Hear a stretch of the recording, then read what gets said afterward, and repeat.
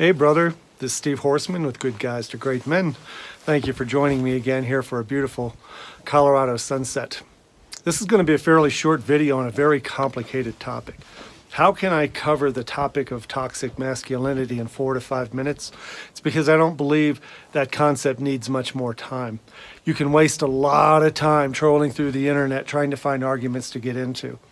The idea that you can label something toxic like masculinity any more than you can label femininity toxic, or even calling the millennial generation lazy or anything like that. Generalizing is not productive and it is not effective. Because I focus on being productive and effective in my coaching with men, I don't waste time in arguments that have no end.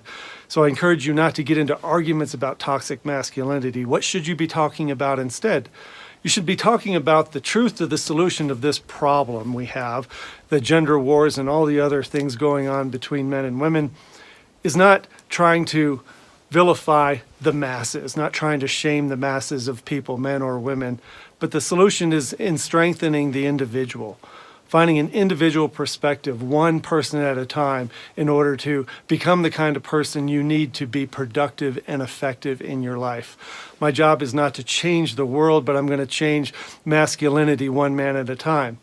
What's the opposite of toxic masculinity? The opposite would be safe, natural, and effective.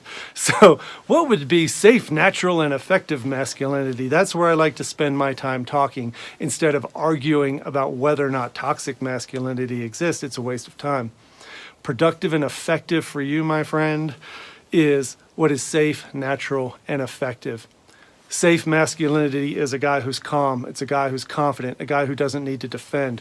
He knows who he is. He knows his standards. He knows his beliefs. He knows what he will defend against when he has to, and he knows what he doesn't have to argue about. Natural masculinity is what you want it to be. You get to define who you are as a man. There's no normal or right way to be a man, but you need to know who you are. You need to define what your brand and style of masculinity is, and then own that without apology. Safe and natural. And what's effective masculinity? Effective means that you're not butting heads and you're not creating chaos and destruction everywhere you go. Effective masculinity is that you live your life in a way that models the energy that you want in your life. So if you want a life that is calm and deliberate and amused and pleased, full of laughter and connection and respect and trust, if you want that, you have to be that. Safe, natural, and effective masculinity is coming from a place, an energy that you want to create. It's being the change you want to experience, as Gandhi or somebody said. So when we talk about toxic masculinity, I immediately change the subject because I know there's no end to the emotional argument around what that even means. I don't even believe it's a thing. What's more important is for you to understand that strengthening your individual constitution by looking at what is safe and natural and effective masculinity is how you change your life. It's how you set standards for the way you're going to live that sets the model and the energy for the people around you. It's the standard that your kids aspire to be, and your entire circle of love in your social circle will be affected by you when you're being a safe, natural, and effective man. So don't get into long-winded, never-ending arguments about toxic masculinity. It's just a waste of your time. Be the change you want to see. Show people what positive and safe, effective, and natural masculinity is.